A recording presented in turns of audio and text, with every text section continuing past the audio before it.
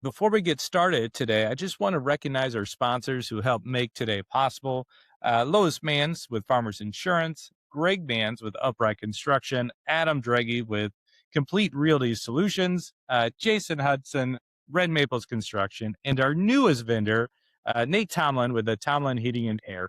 If you guys know anybody who has a question about real estate that we could solve, please contact us here at Restore STL so we could talk.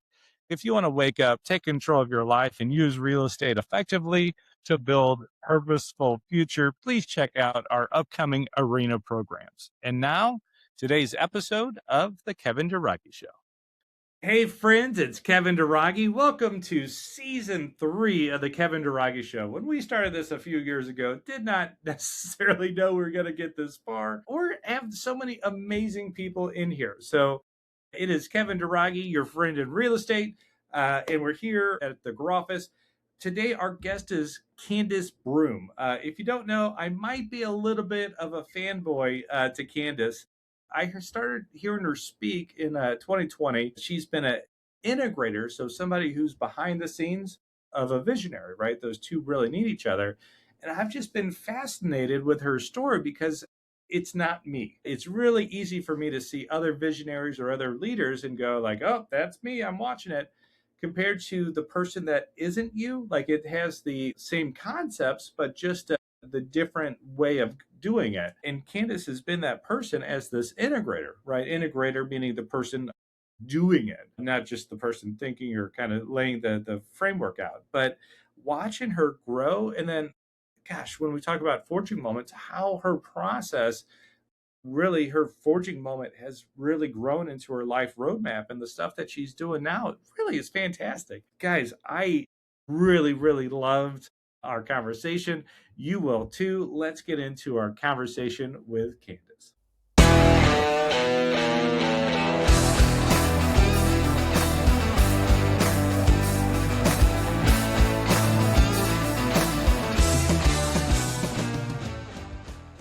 So, Kandas, I will say I have been, I think the first time I saw you speak was back in 2020. Does that sound right? Yeah.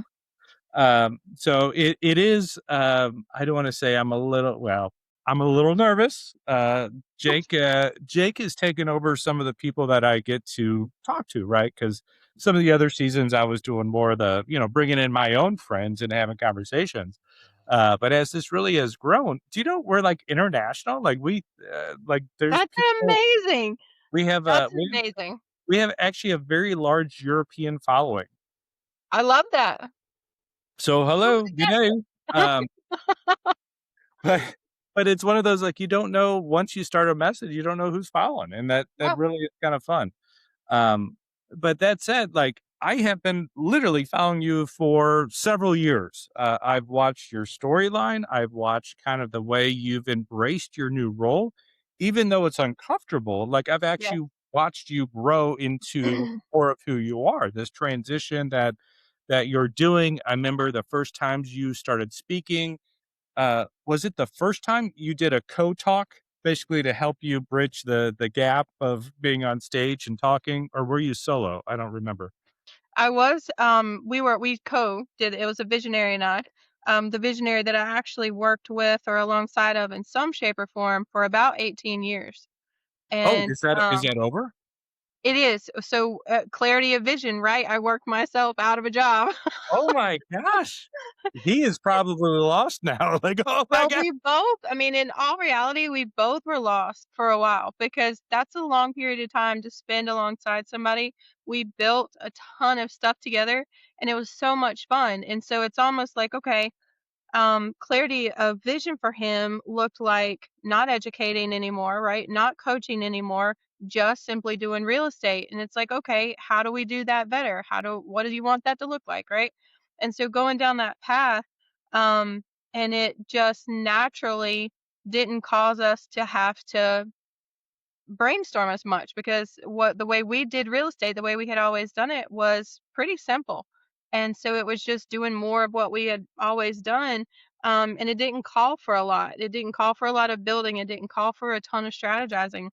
And so, yeah, I think it shook both of our foundations a little bit to have to navigate that and move through to a new level of relationship where we still talk all the time.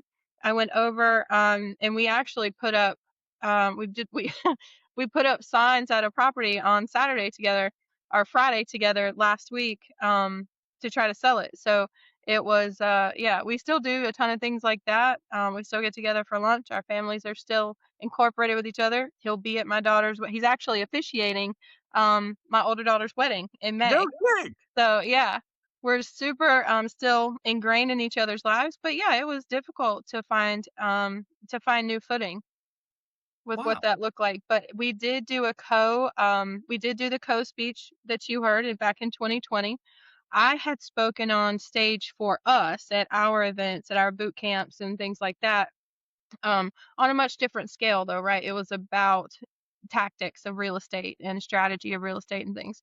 So yeah, but he's helped me all along bridge the gap from solo supportive integrator into more of like a visionary integrator development, coach or position. So it's been different. So before we sweep this under the rug, Candace, right, with a broom, Okay. right up. Ah, yeah, thank you. So we're using terms of visionary, and we've used terms of integrator. So why Okay. don't you just define those really quick, and just so if people don't know what they are, where do they come from? Yeah, sure. EOS, I'll give you another one. Right. Entrepreneurial Operating System. I'm sure you got the books, Traction and Rocket Fuel, somewhere out there. Yeah. They are those books with EOS, Entrepreneurial Operating System, kind of define roles of a company. And they say there's two major counterparts within a given company for successful companies. And it's a visionary who is the big picture person, the strategy person, the person who makes the big relationships, the one that's in the front most of the time. Then there's the integrator who's on the back, who's transitioning these big picture ideas into reality, right? Think about Steve Jobs and Wozniak, right? Steve Jobs was a visionary, Woz was the integrator. Disney had the same kind of concept with Walt and Roy, right? So just to put it into a little bit of perspective, there's the one in the front that's got all the big ideas, and then the one in the back that's saying like, okay, yes, but, or maybe not right now, right?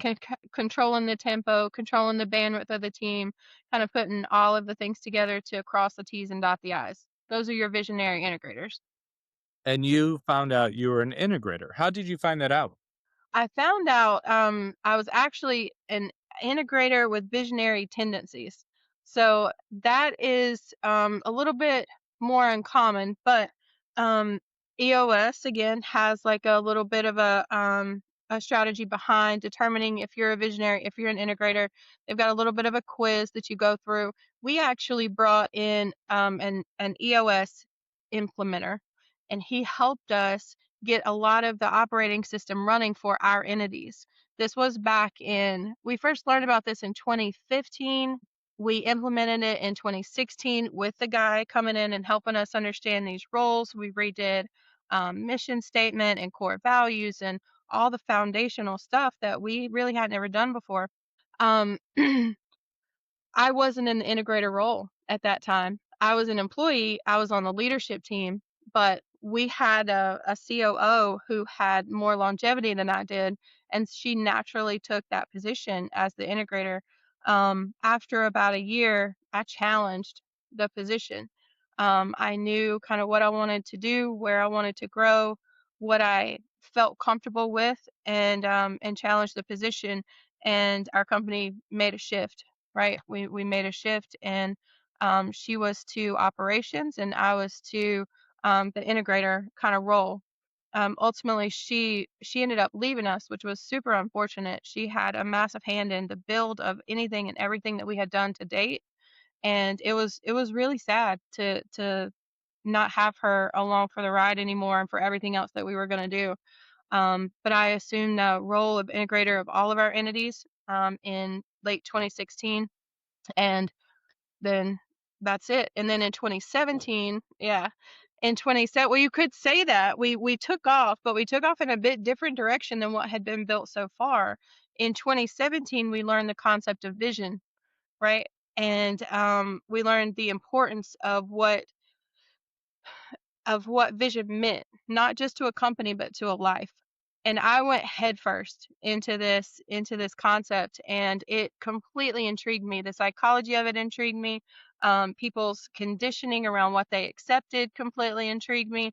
All of those things. And so, learning about this in 2017, by 2018, my visionary had done a deep dive on his vision. We were kind of the guinea pigs for a burn it down exercise where if anything and everything was gone, what would you actually build back and would it look like it does today, right? And everything was challenged. And which that ignited me even more. Like I was on fire with this, and we got his vision clear, which then started a process of unwinding some of the things that we had built, right? We had this huge, massive cruise ship with all of these people, and we were coaching and leading all these people. We had all these employees, we had different entities. We we thought we were in one business, but we were actually in five, like Mm. different businesses, right? And that started a process of what do you really want? And when we got clear on what he wanted, it wasn't most of what we had. And so then that became a strategy and implementation of unwinding to give him his life back. And that turned into that happened over the next couple years. We sold the education business without the educator, which people said couldn't be done. We did it. And we really focused on our real estate division and got it to the point in 2024, December of 2024, where it was like, okay, this is clarity, this is simplicity, and we're just going to maintain. So that's what's kind of been happening with that entity. And then Vision Driven Freedom was kind of born all in the mix of that. So is that you're now coaching or? That's my now company. Yeah, that's the company I run now. And we ultimately, because of the lessons that we learned and what I watched with him sacrificing life for the business for so many years, I want to help entrepreneurs swim upstream and get ahead of it, right? Before it's too late, or at least try to stop it before they do something detrimental, blow up their family, blow up and burn down their business, jump off a cliff, whatever it is that they're ready to do.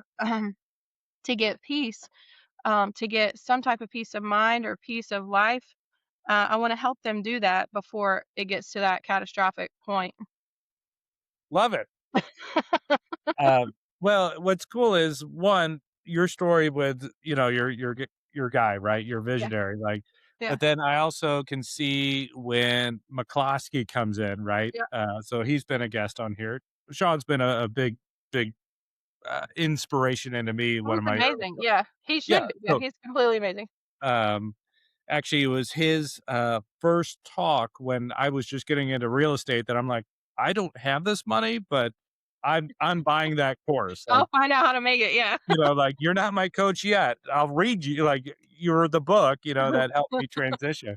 But it is one of those, like, and when I was able to join LB, I was like, there's a lot of cool aspects to it. Yeah, And that's where I met Chuck and everybody else, but, yeah, it is cool to see, I call it the ripple effect, right? That his life and his little moments ended up affecting you, affecting me, and how many hundreds or thousands of people have that's we right. affected because of it? It's like, that's pretty cool how that happens. Yeah. Uh, so let's take this Candace, right? The Candace that is sitting in front of me now, and let's rewind it. Okay, let's go Okay. back to young Candace. How Okay. did young Candace end up getting into real estate? Like how? Why? What was your draw to it? Like, or was it just a job that you saw in a newspaper? Like what was it that got you over here? What actually got me into real estate first and foremost was being a loan officer. Lord.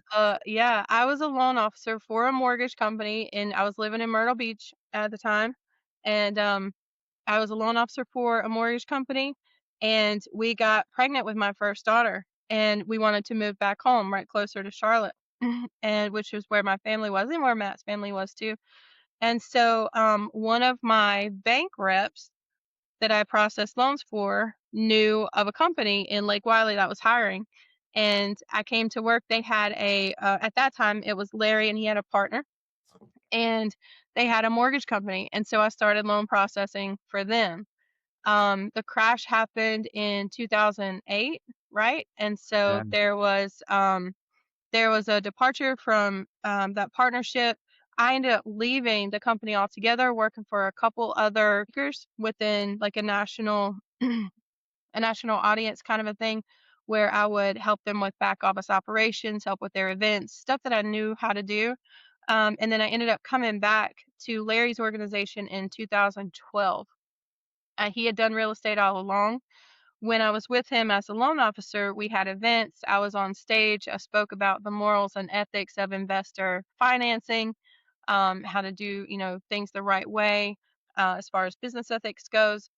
So I've been around it for a long time. Now, what got me into it though is definitely not what has me in it now, right? Like that didn't help me stay in it.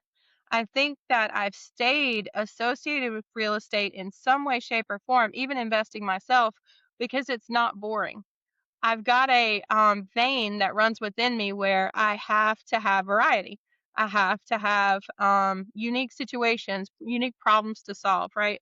They may be frustrating in the moment, but in as much as I complain about them, I really do love the situations that you get and the problems you get to solve with all different types of real estate. And there's so many different niches within the concept of real estate. I don't see how anybody could ever get bored with the industry. So it's kept and held my interest, for all of these years. Well, a lot of it is like, how messed up can people make things? It's like either their house, their finances, like, it's like, how did you do that? And then Yeah, it's, have you read, The 6 Unique Working Geniuses? I have that book over here somewhere. Yeah, Um, there it is, the 6 type of, so 6. I listen to that one, so it's right here, but, uh but, like, once I read that, I was like, "Oh!" Like, "Okay, now I get." It gave me actually freedom to be like, "That's why I like these sides of it." Yeah. Like, probably the opposite to you, tenacity, like, the finishing of the projects. Yeah. Once it's out of my head, I'm like, "Solve that, move on," and that's when everybody else is like, what are you doing, man?" Like, we're not done." This is But, like, still here. it gave me, like it gave me, like, a little, like, "Oh, okay, I get it." Like, Yeah. and what's funny, gosh, not to throw more books, but Last Days of Night, have you read Haven't that read one? that one, no. Last Uh, Days of Night, I'm gonna jot that so down. that's the one it talks about it follows the lawyer, uh, between the, Westinghouse and Edison lawsuit, the fight over AC and DC power, and Okay, it brings in Tesla, and it's fantastic to see how electricity became how it is now. okay. And it follows the lawyer is the central figure, and it's all based on real life, like, it's a I real love it. story. Hey friends, it's Kevin. I actually don't talk about my real estate business all that much. I own Restore STL. We buy, fix, and sell houses. We believe in home ownership right here in St. Louis, Missouri. If you're interested in getting involved in real estate and make a difference, we're looking for agents, we're looking for investors, we're looking for private lenders. We're just putting the pieces together. So if you know somebody that needs to sell and needs another option, check us out. Visit our website, it's restorestl.com, or just reach out to me. Thanks, guys. Back to the show. Yeah. But Tesla, who is a genius, right? But he's like, I don't care about your generator. I don't care about this. I need to get these ideas out of my head. Like, and Yeah. it's just like, it, so like of those unique geniuses, he's in this like far side over here. It's like, I don't need to see, I don't care about the money. I don't care about this. I just need to get this, I need to make this magic happen. And it's like, oh my gosh, like, how often is that character around in history that plays that far? It's fascinating. So that's how you got in. Yeah. Um, how did you bump over to somebody in live events? Because it's really curious, right? Loan officer, which I got a rough idea. Probably you knew somebody or somebody was there. You got into that job, but then like falling into, especially knowing what's coming in your life, it's kinda curious, yeah, it's curious that you ended up in that role for a little bit. It is. I think it started out by them sending me out to RIA groups, putting me behind the table, an expo Who's table. they? Who's they? Um, Mainly Wendy. She was Okay. the partner in the financial company that they had together, and she saw something, knew that I like to talk to people, and thought that I would be really good. She knew I had a heart for the company. I was super loyal. So she knew that I would do my best to bring in business. She knew that I believed in what we did for investors when it came to either processing their hard money loans or processing the refinances out of them. So she started sending me out to RIA groups in North and South Carolina, all over. I had like a monthly track of where I would go in North and South Carolina for the RIA groups, putting me behind the table. And then it became kind of a thing in our office with like, oh yeah, this guy's trying to do this again, or this guy's trying to do that again. And so we just started educating our investors that were coming to us for education on finance. And so it was just like, who wants to do that? And I'll raise my hand. I'm typically typically I'll be the first, to like say, hey, I'm right here, I'll do it. So that was kind of how I got on stage with the morals and ethics of investor funding or financing. So it was crazy. It is But yeah, fun. I mean, now looking at it, it's like, oh, well, perfect. These little things all added up, and of course that makes sense, but yeah, you don't know that while you're going through it. no, for sure not. There's no indication of what it could have turned into.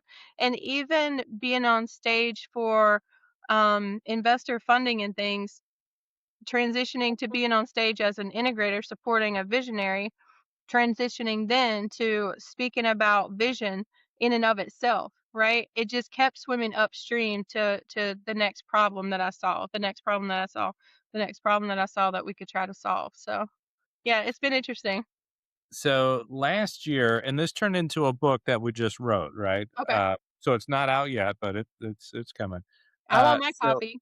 we did this talk about Eads Bridge. So in St. Louis, we have the physical Eads Bridge, Yeah. and it connected east and west. And it really works out. I'm a big fan of making points in three, so it's dream, forge, finish. The vision, right, was connect east and west. That was manifest destiny. Like this concept was a dream, right? Vision, Yeah. right, is a word Yeah. you've been using. So our nation had that concept, but the politicians thought about it, talked about it, but it didn't get done until capitalism, right? It was the trains. It was entrepreneurs that said, okay, we'll do it, and this is how it's going to happen. The building materials at that time were iron, wood, and stone, and it just didn't have it. The Mississippi River Too was broad. over a mile long. You had to be Yeah. so tall that steamships could happen. There was sandy, but like it just didn't work. One in four bridges would fail. Like it's just that was the condition. Yeah. What needed to happen was a forging moment, right? So what it was iron had to turn into steel, and you do that with high heat or pressure in our term, like Yeah. you have to take out bad habits or impurities, right? Using entrepreneur terms, I love where this is going. and you have to put in healthy habits or additives, right, to get it to work. The And strength. that forging moment, right? It sucks going through forging moments, right? But because you did, now you're steel and you could bridge the gap, right? You can Yep. make it happen. And then just like anything, a half finished bridge does not get you across the river. You got to finish it. Yep. Um, so that was the concept of the book, and it's all about stories, right? But it's what's funny is the guy who was in charge of this process, and Joe McCall Lovitz, he actually fact checked me as we're on the video. He's like, Of course uh, he did. Yeah. and it was just funny because we know of people, right? And then Yeah. like you're actually in a conversation, and he's like, "Son of a gun, you're right." I'm like, "What, you think I'm just making this up? Like, what? Come on, man." It's because Uh, he makes so much stuff up. it's just I'm like so gullible. I'm so like gullible when it comes to Joe McCall. Yeah, he can get me to believe anything. it, you gotta love him, right? You do. He's like, "Hey, you Yeah. flip dirt." I'm like, "All right, I got some dirt back here. I guess I'll start it." And He's uh, incredible. so anyway, it the guy who was in charge of like superintendent is Andrew Carnegie, who ends up right steel. He learned the process through that thing. Then he Yeah, ended up selling it to the railroads, so they did all their stuff in railroads. Then he went to the cities, built structural steel, and literally built all of our cities, yeah, all because he spent that time here in St. Louis working on Eads Bridge, figuring out iron to steel type components. And it's like, staying wow, with it. talk Yeah, about building an empire because of that struggle and how he right. overcame and leaned into it. So anyway, that's the concept of the book. I love it. In the story, the question is, what is a Candace forging moment or forging moments? Like, I think, when we were sitting in a room and we were sitting in a room of visionaries, right? And typically, I was the only integrator in these rooms. My visionary, his name's Larry, he brought me along with him everywhere. And I think that was twofold, but I don't want to digress. When we were in this room and he was told, um, you can't outwork this, you're going to have a heart attack. Like you're headed for a heart attack. And then we took the step back and really looked at how much of his life he had sacrificed for the businesses to get to the point they were at. They did provide a good lifestyle, they provided good income, they supported a ton of staff, right? With that also had good lifestyles and good income. But what he had actually given up and sacrificed, and knowing that I had been, like, a part of that, like, I had fed into that, and I had watched him, I had encouraged him to do all the things that he had done, not realizing what it was doing to him, and him not even realizing, what he was doing to himself. That was pivotal for me, and when we got the clarity around what he actually wanted, um, I didn't want anybody else to sacrifice or lose themselves, or any part of themselves the way that he had. He is one of the most genuine, caring, kind, would give anything to support or encourage anybody else without thinking about himself first. And I don't want anybody else to go through that. So that was pivotal for me. What happened, another pivotal moment was being in these rooms, knowing that when we go into these rooms and I'm with him, ideas are generated, holes are punched in those ideas. Like we have super good communication and we have really good insight into like where we want to go. And we would come back and we would make things happen. We had challenging conversations, of course, and things got thrown at each other, but it was all in the spirit of we were pushing the company forward. But we would go back to the meetings and other entrepreneurs hadn't really seen the level of connection or success with the ideas and implementation when they got back to their office. So it started me thinking, like, what's the difference between them and us? And I initially thought it was because they didn't have me. Larry used to say all the time, everybody needs a Candace, but you can't have mine, right? And, it is kinda humbling for me when he would say that, and then people were latching onto it. So I thought maybe that is the difference. Maybe I can train their second in command to ask better questions, right? To be more on the same page with them.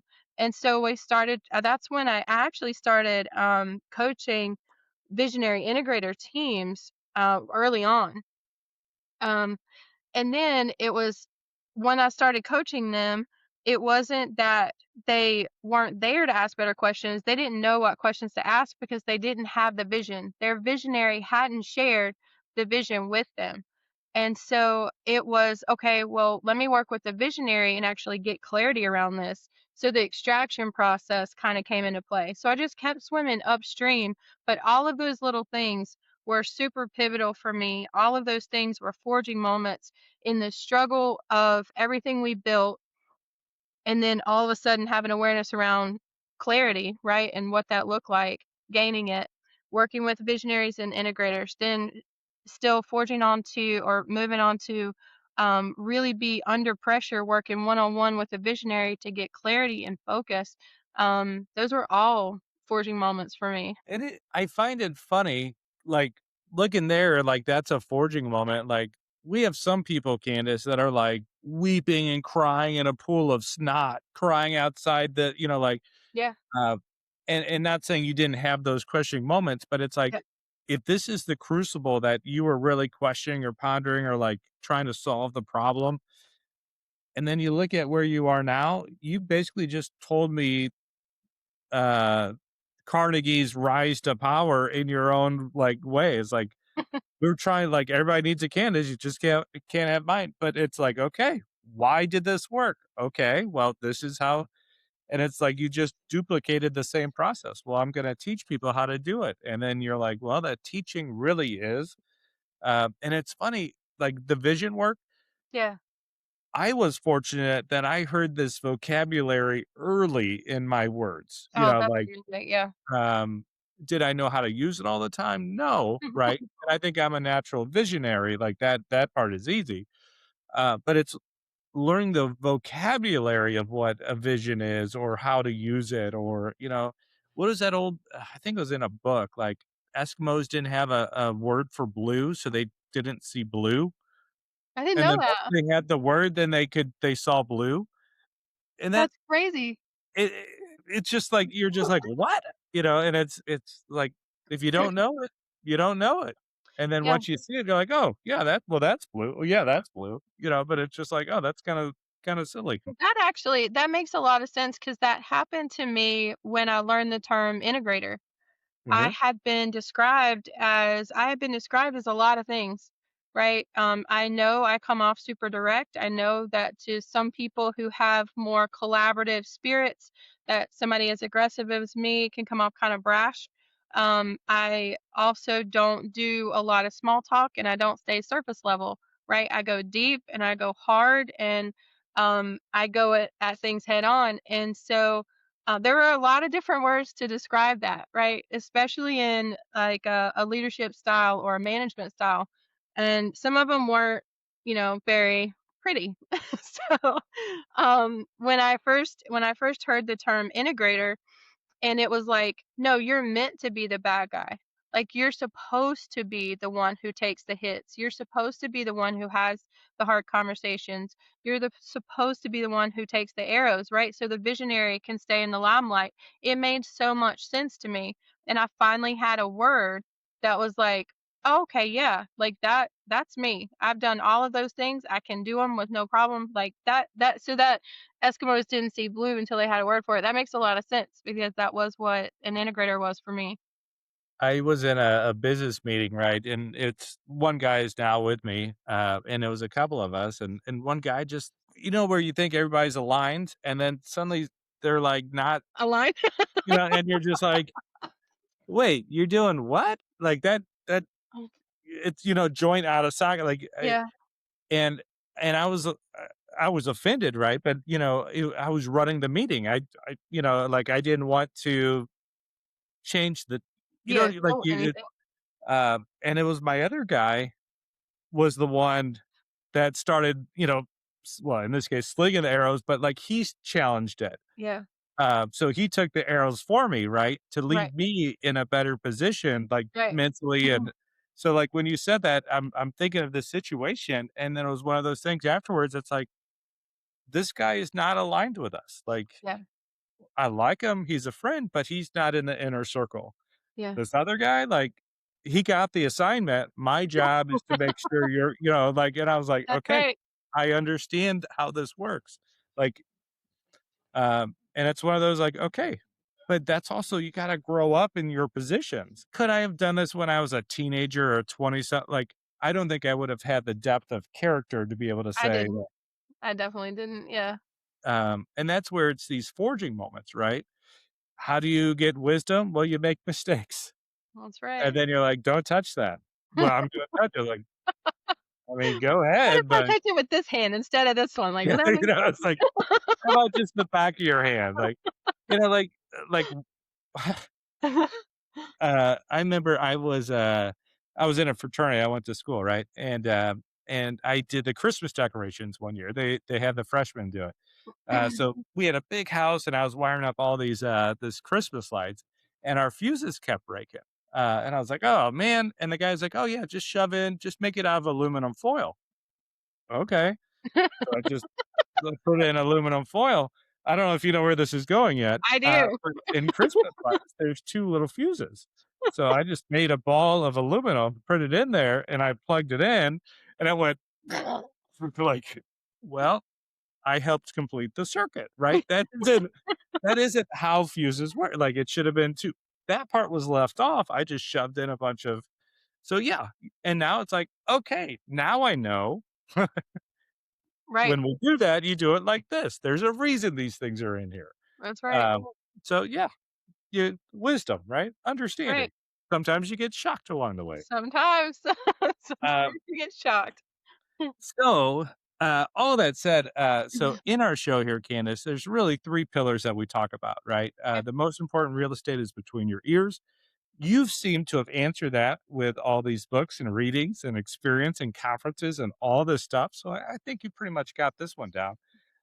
Personal drives to professional, which I really heard that in your forging moment, right? Especially what I actually heard there was your love and devotion towards Larry, right? Helped him not have a heart attack. And it Yeah. ended up helping both of you immensely.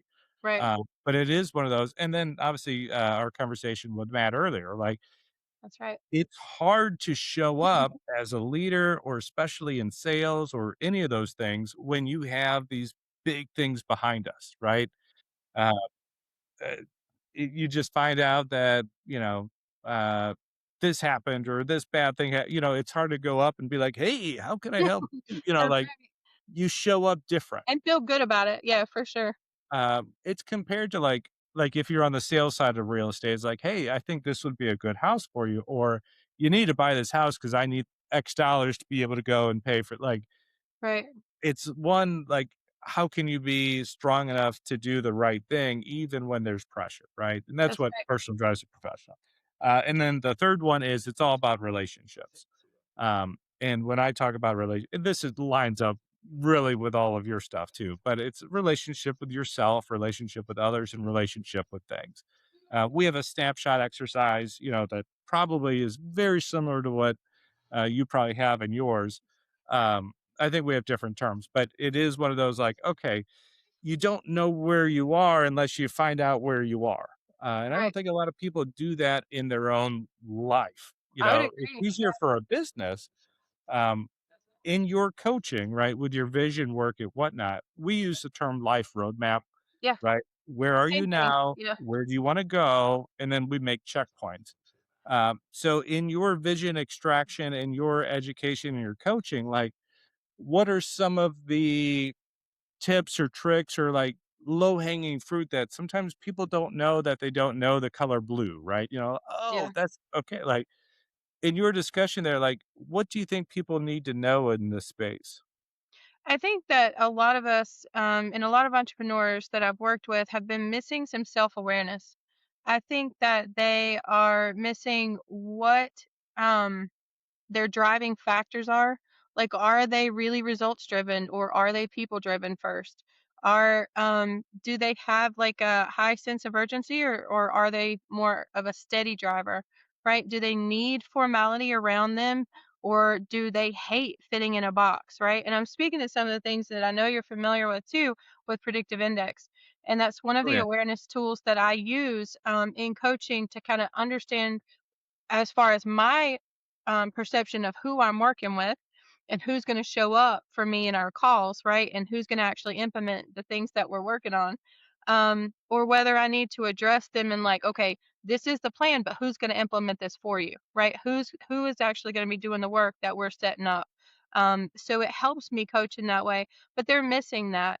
And it's not, I don't think it's like on purpose that they're missing it. I just think they don't really know where to go for things like that. So self-awareness is something that I work on initially with what they understand about themselves, what they also understand about their teams. And then a lot of people have gone from they've skipped the manager or mid manager position and gone straight to like entrepreneurship, like and it's difficult to understand how to manage people, right? And so there's a whole level of awareness there. When you're an employee, you know how you want to be treated, but then as an owner, without a lot of guidance and a middle point to kind of lead people before you get there, and all of a sudden you're leading a bunch of people, like how does that even happen, right? And so there's a level of awareness I think that needs to be gained that we work on initially. um, the vision process, like your words, the roadmap process in ultimately anchoring where they want to go to why they even want to go there. I think the why is missing a lot as well. Mm. And without that why, the momentum tends to drag. So if you've got the why anchored with that what, the momentum should stay more consistent because it's the driving force. They want to have this for the reason of what, right? Like, why is this even important to them? So I think that's been missing. Those are probably two of the biggest things. So awareness, self-awareness, team awareness, are three of the biggest things: self-awareness, team awareness, and then anchoring the where they want to go to why it's even important. So with the PI, I have to ask. So we haven't had the talk here about what the PI is. Oh, you need to Predictive. have the talk. You got to have the PI talk. I I got to bring love in. I got to predictive bring in index. Mike. Yes, Um, loved it. so actually, do you remember Danelle? Yeah, Danelle Green for sure. She did Itagram with me with back when I had all my coaching students. She brought me through that. So that's another fun one. Enneagram is great too. Yeah, it's great. Uh, Gosh, I don't remember all those. But what is your PI? What did you learn with that? So I am a venturer, and PI is predictive index. There are 17 or 19, I think it's 17 different classifications of profiles. But you think about each profile being like a county, and then you've got multiple zip codes right within that county. So just because if you and I both were venturers, it doesn't mean we're the same type of venturer. We're just both in the grand category. Of my PI, I have a high A. That's my dominance factor. Hey friends, it's Kevin. I just want to say thank you to Red Maples Construction. Yeah, Jason Hudson and Dave have been fantastic. They do all the rehabs when we come in and flip these houses, either for rentals or for repair, rentals or rehab. They're the guys that come in and just, I know it's taken care of because they're on it. So I just want to say thank you for what you guys do. They even do residential housing. So if you have something else that you're doing, they will help you out at there as well. Give them a holler. 314-312-2147. Thanks again, guys. Now let's get back to real life real estate. So I can go up against a lot of visionaries who tend to be mavericks or captains, or venturers even, and my authority be respected because I'm meeting them more at a higher dominance factor than somebody with a lower A that's more team oriented, more collaborative, right? I'm definitely more assertive and more independent in that realm. Um, so I learned that my extroversion factor, because PI doesn't have an introverted factor, right? My level of extroversion is on the lower side of the midline, which means I'm a little bit more of a protector. I'm a little bit more of a person who will hold some of the best cards closer to vest until it's time to show them, right? It's a little bit more kind of strategy above being just the social butterfly. People have to with me, it's more of a verify then trust process, and that speaks to my lower extroversion B, right? I have a high sense of drive or a high sense of urgency. I am quick to make decisions.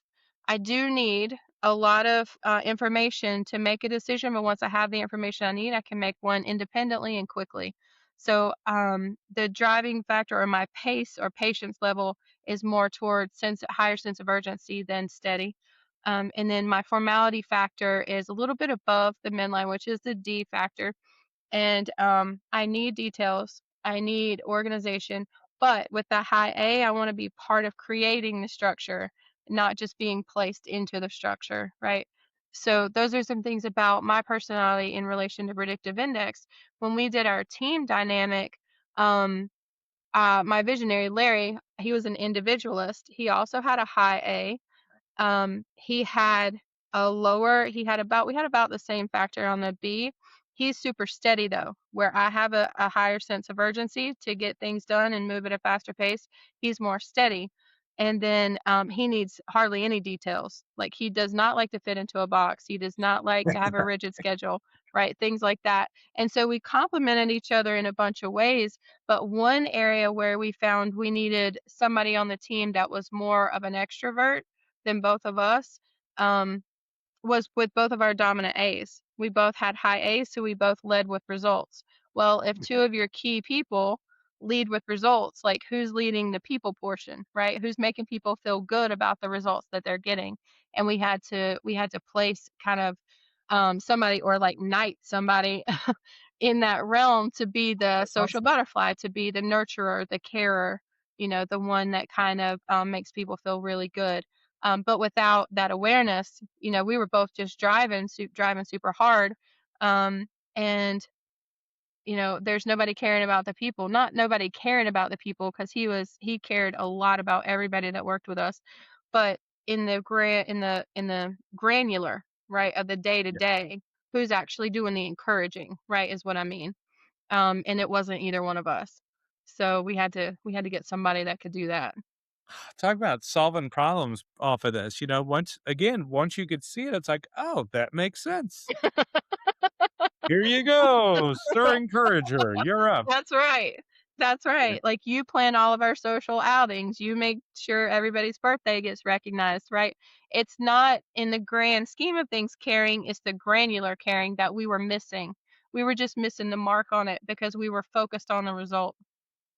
And it's not really a negative quality or anything. You just got to have something to balance it out. But you don't know when you don't know. So, Yeah. Oh man, how awareness. fun is that?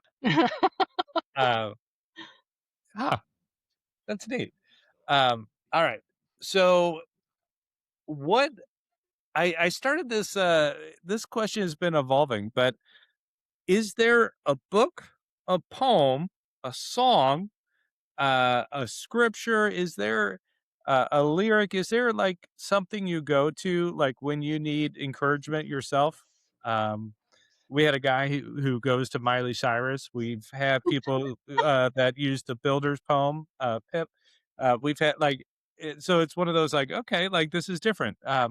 But like, say you just got some bad news or you're under pressure, or, is there an affirmation you say to yourself? Like, what is it that you do like before you speak? Do you turn on a song to get ready? Do you read a book? Do you like, what do you do when you got to level up your mind? Well, I don't really know about leveling. I do pray a lot. Like, before I go on stage, I pray. Before coaching calls, I pray. Before vision extractions, I pray. Before I deliver a vision extraction, I pray. I pray a lot in those circumstances. So that helps me get like out of my own head that it's not about me, it's about who I'm helping, right? And I'm literally just the vessel that is being used for greater work, right? It doesn't matter because it's not about me. So that helps me kind of reset that platform. And then on the hard days, I think the only thing I consistently tell myself is just get up. Nobody cares, get up. Yeah, it sucks, get up. Um, it's that's just what when you started asking that question, those were the two words that just kind of went through my head. Consistently is just get up. Nobody cares. Talk about somebody who is into hard driving, show results. Like, I Yeah, do love. There's a handful of T-shirts. Apparently, I'm a sucker. They try to make me buy them, but like, no one cares.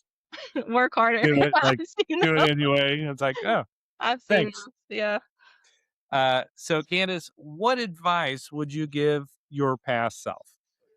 So maybe younger Candace, or Candace in going through like your forging moments, or let's just say it this way: a young integrator not knowing their position yet, Not right? knowing the word yet. Yeah. Like, what would be some advice that you would give that person for kind of their growth, their development? Think I think it would be the realization that you're not for everybody. There are people who will be attracted to you and what you bring to the table, and you will repel certain people, and be okay with it. I think for a long time I tried to be everything for everybody, and that caused more problems, than it did good. So I think that would be what I would tell like my younger self without knowing the integrator word is stay true to who you are. You don't have to be everything for everybody. Um, yeah, just it's okay that you're not for some people. It's okay that you're too much for some people. So at the end of the book and our starting conversation this year, right? So I do monologues every so often. Do you know what King Sugi is? No. It's the you do. So it is the broken Japanese art, right? So you take a broken teacup, right? And you bring it back with like the gold Okay. soldering, right? Okay. Um, and some of our examples that we shared is, different individuals previous that we've interviewed, like some actors or business people, like that is part, something that was actually something that broke them. It was actually when they stepped up from their forging moments and put that back together. But those broken pieces actually, with the gold is actually the uniqueness. That's actually the beauty of it. That actually adds the value to it. Yeah. So taking that concept and applying Candace, the King Suji of Candace, what would be some of those fractures or breaks or some of those things that you wanted to hide, but it turns out that's actually your beauty? Think the assertiveness is one of them. Um, I think I tried to hide that for a long time, or I tried to tame that for a long time, but I just wasn't speaking to the right people that could handle it. And there are people who want that. There are people who need that because without it, like they won't wake up, right? They won't acknowledge or give weight to things that are really wrong without that assertiveness. So that would definitely be probably one of the biggest ones, the first one that comes to mind. Um, I think that another one would probably be like self-criticism. I'm super hard on myself. I'm hard on everybody else, but I'm just as hard on me. And so a little bit of grace, given to myself would be something else that would be another crack or another fracture point is lack of grace for myself and self-criticism. Um, what? I think those I are was like, probably you don't have to keep going. Like you could say, what else is uh, wrong with me? yeah, I was like, yeah, like, do you want to sit on this couch? We'll have a little chat. Uh, what? So it's funny you say assertiveness because, like, I like I'm a winner, Candace. Like, if we play a game, chances are I'm gonna win, Okay. right? Not in an asshole way, right? There are assholes. We know those, right? Yep. No assholes Yep. allowed. But I think I was also brought up in an environment where it's like, "Oh, just play for fun. No one cares. It's just a game." But it's like, "No." So, like, I felt guilty for wanting to win. I felt bad Mm, I was like, "You know what? I'm a winner. I'm gonna win the game." yeah. I found out that I'm a really great winner, like, very humble about, so it's like, "Okay, I'll just be a benevolent ruler." There you go. But it's like you're using, yeah. I gave myself the award for most humble I'm sure 'cause there's a trophy for that somewhere. but it's like you use the word assertive, so it's Yeah. pretty close, but it's like, but it is one of those, like, we can have fun, like, I love being competitive, Yeah, like, I get that. because then you're really thinking, your brain, like, it makes you come alive in these actions. I got into pickleball, so I'm no great athlete in this area, but it's like I like doing it because it's physical, it's Right. mental, it's, like, okay, like, I've hit 3 this way, 1 this you gives you a chance to analyze, but you don't have to be a nerd about it, but it is Yeah. kind of fun to do it. 100%. To be part of the game, right? Yeah. So you said assertive, but it's like, it's pretty close to the same thing. Yeah, Uh competitive, I think, has a level of assertiveness because 'cause you're definitely gonna go out, with your best self forward and try to win. And I think that's what I look at in situations is how many people can win with this, right? Who all can win, or how can we have the most amount of people win with this? And that's what I want out of everybody, and if you can show up, then we'll get this done, and if not, then we can coach you up or coach you out. Either way. One way or another, It's there's a door. something that's gonna happen, right? Candace, I love it. If somebody wanted to get more Candace, where would they go? What would they do? So, the company website is visiondrivenfreedom.com. My email is just Candace. My name's spelled a little weird, but Kandas at visiondrivenfreedom.com. And the phone number's on the website, but it's 704-506-4892. Well, you made me feel better because I was anxious. When you get to talk to people up on stage, it's kind of cool. So it's like, I know you. Uh, Yes, so you do. And this, now you know my PI too, so you know some of my deepest, darkest secrets. yeah, it's like done. I mean, I'll tell you, once you know stuff, it is kind of easier. Yeah, So for sure. I don't think it's hard to do it, but I'm a maverick, Okay. which almost everybody sitting in those rooms, Go chances ahead, are say it half with of us, pride. I know you're proud of it. It's yeah, you half all of are. us are probably there. You know, it's like, it's what we do. Mavericks love being a maverick, We and the got our world own badge, right? you do, and the world needs them, right? I do think a lot of mavericks are misunderstood because they don't know how to convey, right? They don't know how to articulate some things sometimes, especially to teams. So I think they're misunderstood. I think they're undervalued a lot if they're not working with the right people. Love for the Mavericks. Love for the Mavericks and the captains. Captains are the same. Well, Candace, thank you so much for being with us today and spending some time. And it was great. I mean, it's like I've known you forever. It really is I fun love it. chat with you. Gosh, you're so smart in all the stuff that you've done. Thank And it's you. great seeing those moments actually come in. And again, like I've seen you in some little snippets. That's right. And then now I didn't know the final thing that you're doing here, but it's like, well, that makes sense. You know, if you follow the roadmap, if you look at the things, it's like, well, yeah, that makes a lot of sense, you know, Yep. but going through it, it doesn't make sense. But it's like, oh, you just turned into Candace 3.0. So well done. I'm gonna throw you a curveball with what's coming next, though, so you won't be able to see it. I'm just kidding. Hey, Candace, thank you so much for jumping in. It's been a pleasure, been an honor chatting with you, and So much fun. So we'll much fun, chat Kevin. soon. Thank you so much. Yeah. All right. Thank you. Bye. Bye. I told you you'd love this one. But I have to admit, that might be my favorite part. Kandas Broome, now a household name. But ching.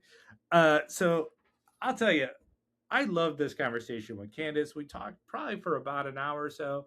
And what you guys didn't hear is we probably talked for another hour after that conversation. Just fantastic. She is such a good person. Her words have so much wisdom and direction to them. We're laughing. It just was a great time. So, guys, I hope you guys had that feeling as we are going through here in our conversation. So, if I gave some key points that I wanted to pull out of this, one, we talked about visionary and integrator.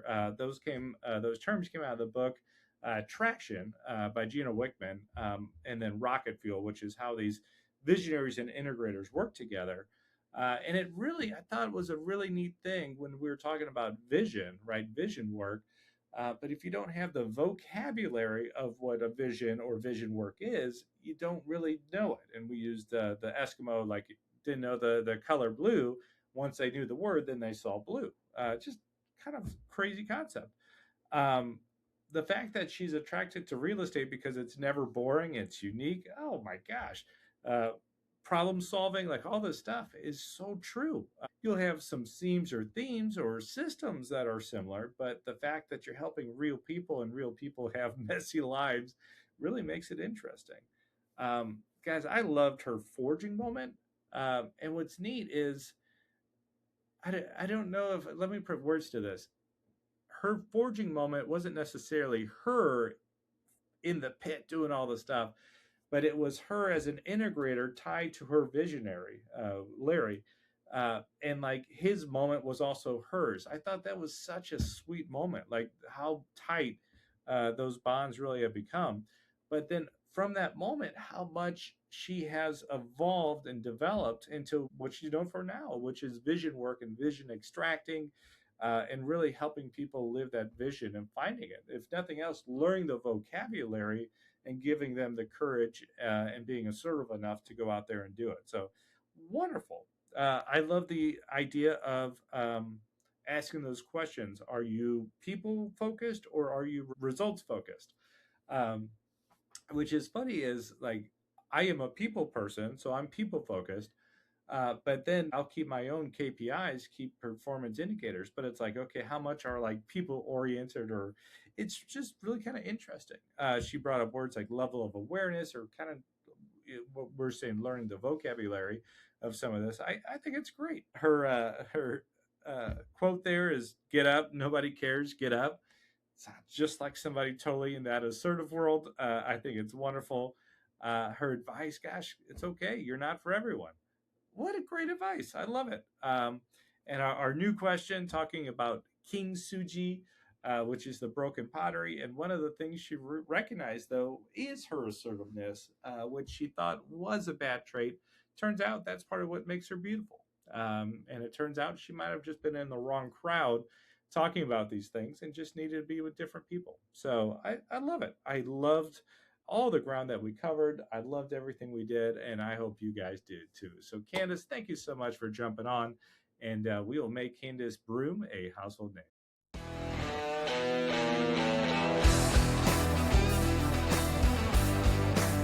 Hey friends, this is Kevin. For more information for our vendors, just go to our link tree or any of these little clicks here. You could get it. I'm going to finish you off with some positive affirmations so you could get ready for your day. I am a leader. I make a difference. I add value. My words have power. I know God and He loves me. I am a leader. I raise people up, not tear them down. Today is my best day. I change lives. I live abundantly. I am a money magnet. I am alive, and I am a force for good. Thank you, everybody. Have a great day, and remember, dream big, act accordingly.